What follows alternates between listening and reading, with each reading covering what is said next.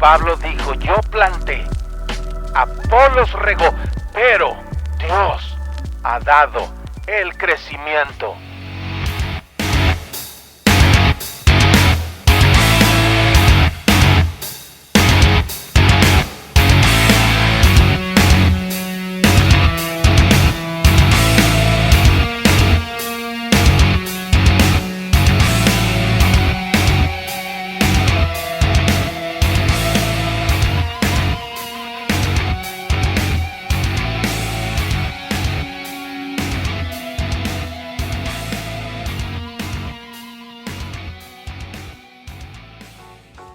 Yo quería llamar a mi hijo Aristóteles, en honor a uno de los más grandes filósofos de la historia, pero terminó llamándose Alex David, porque mi hija mayor, en ese entonces, era fan de un jugador de nombre Alex Darío Aguinaga.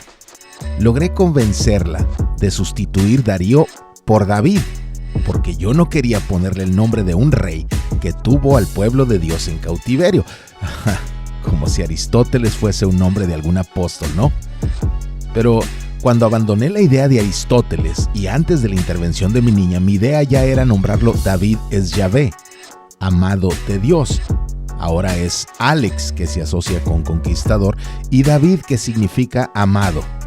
Conquistador amado, algo que a su madre, que es medio celosa con sus hijos, no disfruta del todo. Pero ¿cuántos nombres se ponen en medio de borracheras, de fanatismo y hasta de bromas pesadas, no? Padres que no se tientan el corazón y hacen que sus hijos carguen nombres horribles por años, a veces para toda su vida. Y para nosotros puede ser gracioso, pero no alcanzo a imaginar qué sería la vida si tuviera que andar por ahí con un nombre de estos. Y la verdad es que los nombres de estos abundan. Cada país los tiene, y mi hija me reclama porque le puse Getsé, por Getsemaní, la primera iglesia que pastoreé. Hay cosas peores, amor. He sabido de niños que nombraron Obi-Wan, Bin Laden, Aguinaldo, El Hubiera. Un peleador de MMA se llama Maciosare, por nuestro himno nacional. Maciosare, un extraño enemigo, profanar con sus plantas tu suelo. Por eso el registro civil de nuestro país tiene más de 60 nombres prohibidos y están por actualizar la lista, incluyendo varios más. Entre los que ya puedo recordar están Aceituno, Robocop, Hitler, Rambo, Batman, Terminator, James Bond, Cacerolo, Burger King, Escroto, Calzón, Twitter, Facebook, Goku. Y casi todos los países tienen su propia lista, porque a veces los padres se exceden de chistositos. Pero el nombre, particularmente para culturas contemporáneas a las escrituras, sí importaba, y mucho, porque contaba una historia. Estaba conectado con algún evento, con algún lugar, con alguna familia, con algún personaje. Cuando nuestras culturas toman los nombres tan a la ligera, pueden nublarnos muchas enseñanzas bíblicas que desde el mismo nombre de sus personajes protagónicos y antagónicos, los buenos y los malos, nos cuentan mucho y no nos damos cuenta. Y no siempre son nombres que quisiéramos ponerle a nuestros hijos, como Icabod, en 1 Samuel 4, que llevaría ese nombre como recordatorio que habían perdido el arca del pacto que representaba la presencia de Dios. Andar por ahí y la gente, Icabod, sin gloria. ¿Te imaginas llamarse así? En la Biblia hay personajes con nombres muy cuestionables desde nuestra perspectiva. Mardoqueo, en honor al dios mesopotámico Marduk. Esther, en honor a la diosa mesopotámica Ishtar. Apolos, en honor al dios griego Apolo. Epafrodito, en honor a Afrodita, la diosa griega de la belleza, la sensualidad y el amor. Ninfa, una deidad femenina menor grecorromana. Junías, en honor a la diosa romana Juno. Pero seamos claros en entenderlo, no fue un nombre que ellos adoptaron, sino uno que les fue impuesto, como a Daniel, que se le impuso Belsasar o Baltasar. Daniel 1:7. Daniel es un anuncio del Dios de la palabra, Baltasar del Dios Baal. Por eso debemos ser enfáticos en recordarlo. Ellos no lo escogieron. Pero entonces, ¿por qué no se lo cambiaron? Es obvio que Daniel, que era esclavo, tenía menos posibilidades de hacerlo, por ejemplo, que algunos de los colaboradores de Pablo, que por su capacidad de trasladarse podemos suponer que eran personajes libres. ¿Por qué dejarse esos nombres? Debemos verlo desde el contexto de esa época. El nombre por sí mismo contaba una historia. He conocido algunas personas que se avergüenzan de sus tatuajes. Que nadie sepa que estoy pintado, que no se enteren que yo era un delincuente, que no sepa nadie que en alguna época cumplí una condena. Pero esos tatuajes también son testimonio. Anuncian de lo que Dios hizo en esas vidas. Son un canto que glorifica a Dios, aun si se hicieron con otras intenciones en mente. Y no estoy diciendo que un tatuaje te convierta en delincuente. Me estoy refiriendo a los dibujos que claramente anuncian pandillas, delitos, violencia, vicios. Hace algunos 20 años, alguien me cuestionó porque yo había pagado el tatuaje de un joven que tenía poco de haber sido salvo. Y sí, yo le patrociné un tatuaje con una frase bíblica que yo escogí y lo haría cada vez que fuera necesario, especialmente porque ese tatuaje era para cubrir otro, que era una imagen inmoral. Sí, esa imagen testifica de dónde lo sacó el Señor, pero las imágenes inmorales o blasfemas sí están prohibidas en las Escrituras. Y también el sentido común nos dice que no es apropiado que alguien entre nosotros traiga ciertos tipos de imágenes. Pero fuera de eso, los tatuajes cuentan anécdotas, describen algo de dónde estuvimos, anuncian detalles de nuestra historia. Así eran también los nombres en los tiempos bíblicos. Ahora, el nombre testificaba de un pasado, pero no construía el futuro. Era solo algo que apuntaba hacia atrás, pero sí nos brinda información muy interesante. Por ejemplo, estamos tomando como base de estudio algunas historias del libro de Hechos, que fue escrito por Lucas, alguien que acompañó a Pablo en muchos de sus viajes y que se cree estuvo con él hasta la muerte del apóstol. Pero esto es un dato que nos perdemos si desconocemos costumbres helénicas, griegas, del uso del nombre. Los griegos solían ponerle prefijos al nombre, algo al principio de la palabra, para darnos algún detalle personal de alguien, y solían utilizar sufijos, algo al final de la palabra, para darnos información sobre el origen de esa persona. Cuando el sufijo del nombre era as, significaba que esa persona era habitante o procedente de Macedonia, que está marcado en amarillo, o de Épiro, que está marcado en rojo. Por ejemplo, Demas, uno de los colaboradores de Pablo según Colosenses 4:14 y Filemón 1:24. Pero vean esto, cuando Pablo escribió la segunda carta a Timoteo, Demas ya había desertado. Demas, con el sufijo griego as, que daba a entender que era de Macedonia o Épiro, abandonó al apóstol y vean a dónde se fue. De regreso a casa, a Macedonia. Así que esa terminación en el nombre de Lucas puede sugerirnos que Lucas era proveniente de esta parte del mapa. Sin embargo, el nombre Lucas pudo no haber tenido un origen griego y por eso no estar sujeto a las formas griegas. Pudo haber sido más bien una traducción del latín Lucanus, que significa hombre de Lucania. Ahora, para ubicar Lucania, quiero ubicar primero Macedonia y Épiro en este mapa. Ahí, dentro de ese óvalo amarillo en el mapa a la derecha, están los territorios que originalmente habíamos marcado con amarillo y rojo. ¿Dónde está Lucania? Aquí, al sur de la península, muy cerca de Grecia, pero al mismo tiempo en territorio de lo que ya era el Imperio Romano. Pero ya sea que Lucas fuese de Macedonia o Épiro, como lo sugeriría el nombre de ser griego, o de Lucania si el nombre fuese en latín, la zona probable del origen de ese personaje sería esta. Conocer el origen cultural, social de uno de los escritores de la Biblia es muy importante a la hora de interpretarlo mejor. Así que hay otro detalle que yo quisiera poner sobre la mesa. Cuando Pablo les escribió a los de Colosas, a los colosenses, Demas aún estaba con él, pero también estaba Lucas. Y Pablo se refiere a Lucas de una manera que explica mucho sobre ese personaje. Pablo dice, Lucas, el médico amado, les envía saludos. Lucas era un médico. ¿Y sabes que hasta hoy los médicos hacen un juramento que se deriva de lo que fue el juramento hipocrático? Ese juramento de ayudar a sus pacientes de manera íntegra y esforzada nació con Hipócrates, quien se conoce como el padre de la medicina, no porque haya sido el primero, sino por los avances hacia donde empujó ese campo. Pero, aunque él nació en una islita griega cerca de lo que hoy es Turquía, su servicio y crecimiento fue en Tesalia, Macedonia, una zona del mundo a la que muchos de todos lados se iban a estudiar medicina. Y de nuevo conectamos a Lucas con Macedonia. ¿Ves todo lo que podemos extraer de un, entre comillas, simple nombre? Cuando conocemos las formas en que las culturas de la antigüedad usaban los nombres, podemos ver cosas que están en el texto porque los lectores originales sí lo entendían, pero que pasan escondidas a nuestros ojos porque no sabemos que están ahí. Y cuando tenemos más datos del trasfondo cultural del autor y de los destinatarios originales, entendemos mejor el mensaje.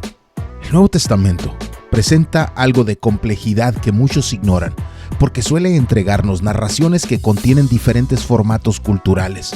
3 particularmente: el formato judío, el formato griego y el romano. Y nosotros los leemos como que siempre estuvo en español y que sus participantes son todos de nuestro mismo pueblo. En el video número 6 de cuando estudiamos el Éxodo dije una frase. Dije, Pablo no se llamaba Pablo. Hoy puedo y quiero aclararla mejor. El nombre de Pablo en los documentos bíblicos originales está en griego, pero es una adaptación fonética de un nombre en latín, el lenguaje de los romanos. No olvidemos que Pablo era un ciudadano romano por nacimiento, no por naturalización. Pero el nombre no era Pablo. Permíteme explicarlo. Los romanos tenían lo que se conoce como la tria nomina, la tercia nominal, que era la suma de, digámoslo, etiquetas que te identificaban. Sus 3 elementos eran el praenomen, el nomen y el cognomen. Pero el elemento principal era el nomen, el nombre. Tanto en los formatos judío o griego como en el nuestro, el nombre suele ser lo que también llamamos el nombre de pila, algo que nos otorga nuestros padres y nos identifica. Pero el formato romano es diferente. El nomen indicaba el nombre de la gens a la que pertenecía el individuo. La gens podría definirse como el linaje, un conjunto de familias que descendían de un antepasado común. La palabra gens es la raíz de las palabras genética, gente, genitales, gentiles, entre muchas otras. Cuando entiendes que eso es el nomen, el nombre en el pensamiento romano, entiendes mejor lo que Pablo nos dice en Efesios 3, que del Padre Celestial recibe nombre toda familia. Es decir, podemos tener tantas etiquetas que nos distingan entre nosotros, como serían el prenomen o el cognomen, pero lo más importante, el nomen, lo que nos hace familia, lo recibimos de nuestro Dios. Ahora veamos el prenomen, una etiqueta que se utiliza prenomen antes del nombre. El prenomen es para los romanos lo que para nosotros es el nombre propio o el nombre de pila de una persona, pero a diferencia de nuestras culturas, los prenomen romanos eran un catálogo muy reducido de nombres, aunque podía usarse en su lugar algún numeral para indicar el orden de su nacimiento. Por eso es que en la historia de Roma también encontramos muchos quintos, sextos, décimos, etc. Y la tercera etiqueta del nombre era el cognomen. Cognomen junto al nombre, que en sí es un mote. Es un apodo que se daba por algún objeto asociado a alguna anécdota o por algún defecto físico.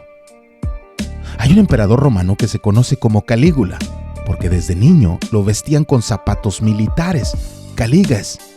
Así que el mote de él era Calígula, zapatitos. A diferencia del nomen y el prenomen, de los que solo podías tener uno, una persona podía tener una cantidad ilimitada de cognomen. Se sabe de un cónsul romano del año 169 después de Cristo, cuyo nombre completo era Quinto Pompeyo Seneción, Rocio Murena, Celio VI, Julio Frontino, Silio Deciano Gallo, Julio Euricles, Herculano Lucio, Víbulo Pío, Augustano, Alpio Belicio, Solerte, Julio Apro, Ducenio, Próculo, Rutiliano, Rufino, Silio Valente, Negro, Claudio Fusco, Saxaminiano, Socio Prisco. Tenía nada más un prenomen, un nomen, y la mayoría son cognomen. Eran igual que los apodos nuestros, que puedes tener uno en casa, otro en la escuela, etc. Pero a diferencia de la mayoría de nuestros motes, los romanos podían heredar el cognomen a sus hijos. Por ejemplo, César es un cognomen, un mote que se refiere a la cabellera. Pero varios de los descendientes de César llevaron el mismo cognomen porque se heredaban. Y nosotros pensando que César era un nombre, ¿no? Esa es la trianómina, la forma en que los romanos llevaban su nombre. Cuando te gusta estudiar asuntos como esos, que a mí me fascina la historia, se te arruinan muchas cosas que para los demás pasan desapercibidas. Te doy un ejemplo.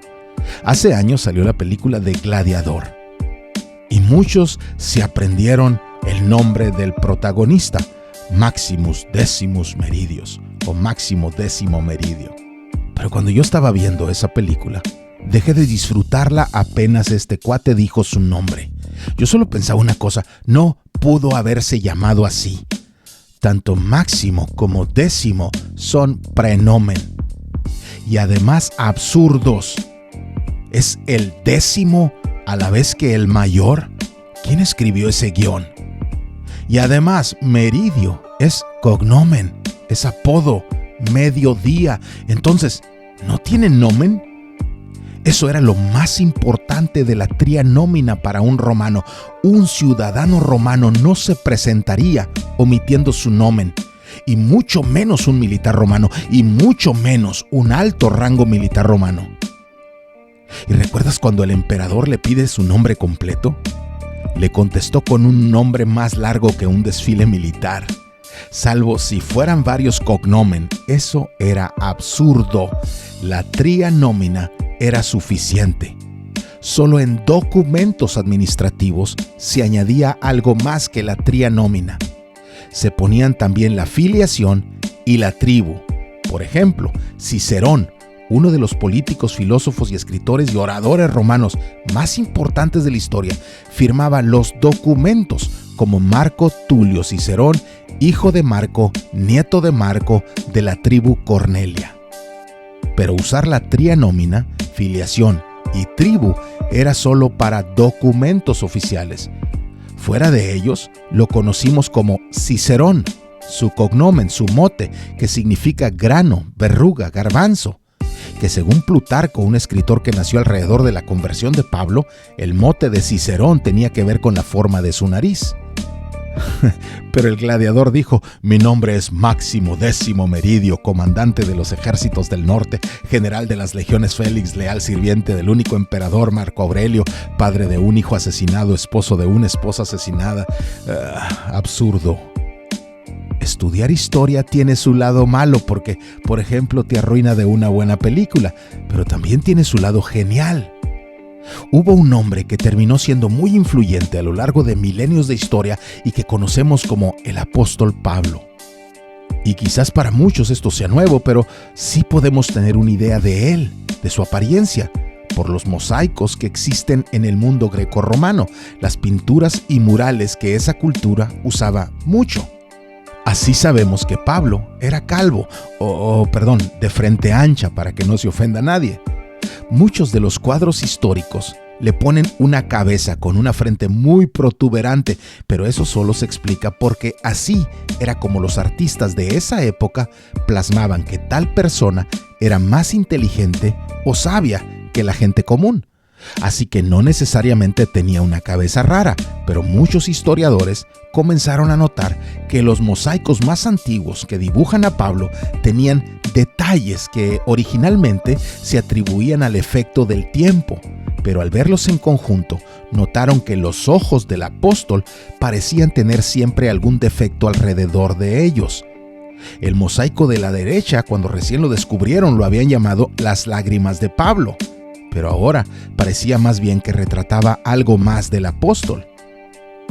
Luego, los biblistas, al comparar toda esa información reciente con las cartas que el apóstol había escrito, notaron que en una de ellas habló de su enfermedad y en otra hizo referencia a sus ojos.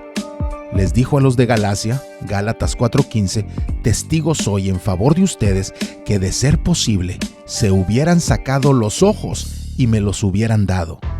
Y a la luz de 2 Corintios 12, donde Pablo habla de una enfermedad que sufría crónicamente, ha hecho que los biblistas modernos concluyan que Pablo debió padecer alguna enfermedad ocular que le impedía incluso escribir, por lo que frecuentemente requirió de alguien que escribiera por él, como apreciamos en la mayoría de sus cartas.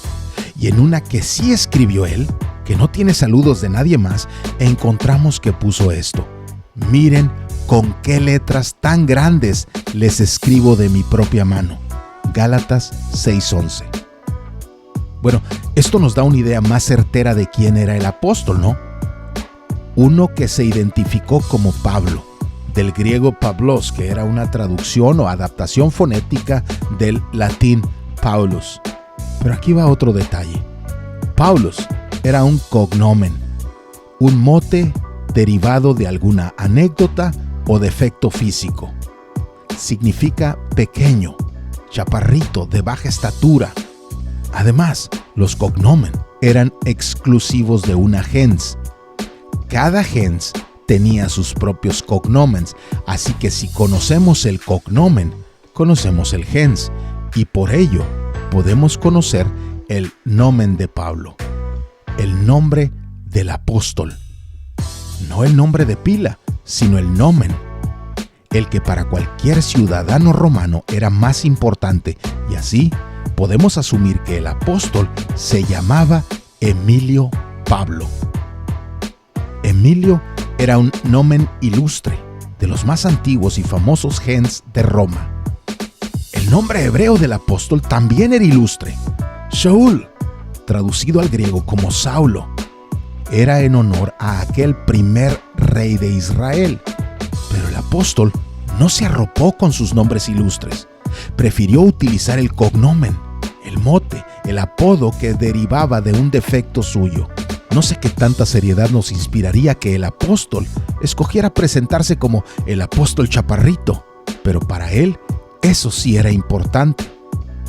Ahora, hace rato mencioné un nombre kilométrico de un cónsul romano.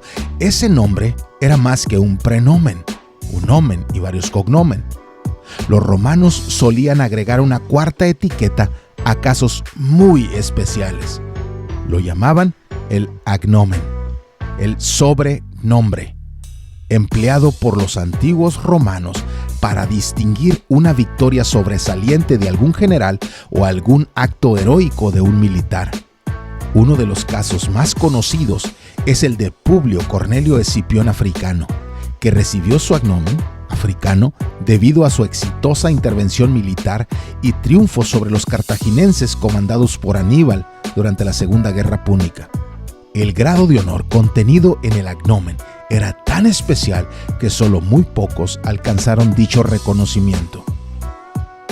¿Por qué los llevé de paseo por eso de los formatos romanos para nombrar personas?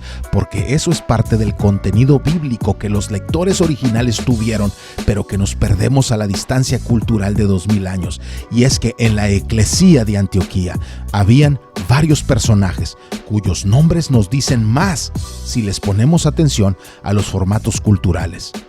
Nos habla, por ejemplo, de otro caso similar al de Pablo, un hombre con nombre hebreo pero ciudadano romano. Pero ese otro personaje portaba también un agnomen, o sea, un reconocimiento en honor a algún gran acto militar. En la Biblia solamente dice Simón, llamado Níger, uno de ascendencia judía, según nos dice el nombre, pero conectado con algo que sucedió hacia el corazón del África, en Nigeria, que habría hecho de ese personaje algo especial entre los comandos romanos.